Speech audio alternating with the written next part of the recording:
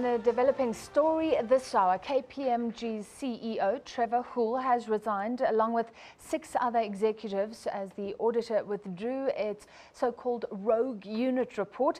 The resignations come. This looks like a wide-ranging clean-up at the company in the aftermath of several revelations linking the company to the controversial Gupta family.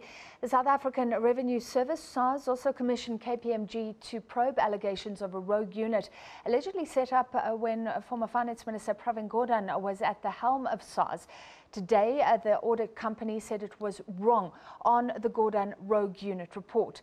Gordhan was pursued over that rogue unit, but never charged, only charged for an alleged administrative irregularity over the pension and hiring of a former deputy commissioner. Now, the company also saying it will give back 40 million rand earned in fees from firms owned by the Gupta family to education and anti-corruption. It will also refund 23 million rand it earned compiling that controversial report.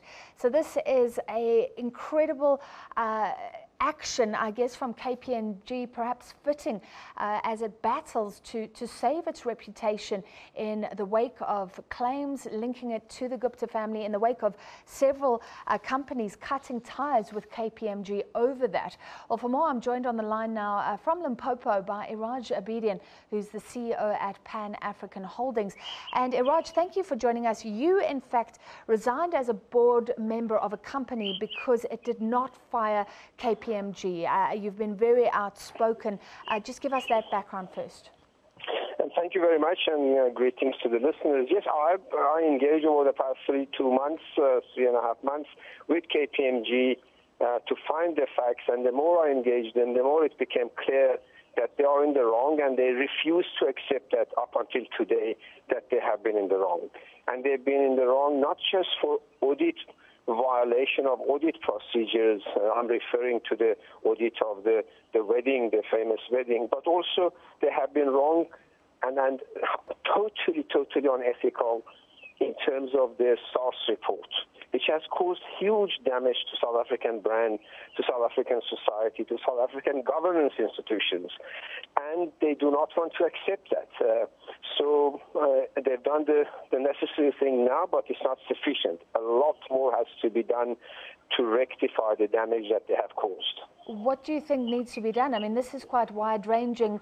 It looks like several people at the top have gone, including the CEO, and they're going to pay back all the money, and they're saying we were completely wrong on that rogue report. I think at the personal level, there should be an investigation whether they qualify to be auditors from now on, whether they are chartered accountant, whether they can retain their title of being chartered accountant. They should be struck off the roll at a personal level. And if there are criminal activities, which I do not know, that has to be investigated. And if they are complicit in that, they need to obviously follow the law, and then the law should take its course. At the national level, however, and not just individuals, but the firm KPMG, both local and its international brand, has been used in South Africa, in Dubai, and possibly elsewhere to inflict financial and economic damage on South Africa. I would argue that a major part of our global credit rating, dilution of our credit rating, has to do with the shenanigans that KPMG got involved in. That cannot be rectified by simply 40 million here and 23 million there. As a firm, as a brand, given the role that audit firm plays, must compensate South Africa in an appropriate way. The CEO, Trevor Hoole, I found it interesting that he's gone, because wasn't he the man who cut ties with KPMG last year, acknowledging that there was risk, and the claims seem to relate to the former CEO, who has now also resigned from a whole lot of boards as the fallout continues. Of course, and also it's not honest that they say it was my predecessor, not me. All of them have been at the helm of the firm for the past 8-9 years in the face of daily newspaper allegation of impropriety by their clients, and yet year after year, they have done clean audit for these companies. They have become maybe unwittingly an accessory to the architecture of corruption and extraction of fiscal resources. Stealing poor's money is not a simple issue that they can resign and get away with it, or the company can just wash its hands off it. Iraj, finally, for people who haven't followed every revelation coming out of the leaks, some of the claims are startling. We know about the landing and a national key point. Then it later emerged that perhaps taxpayers' money was used to fund that Gupta wedding in Sun City that we all know about. How is KPMG involved in facilitating alleged corruption, fraud, a whole lot of things?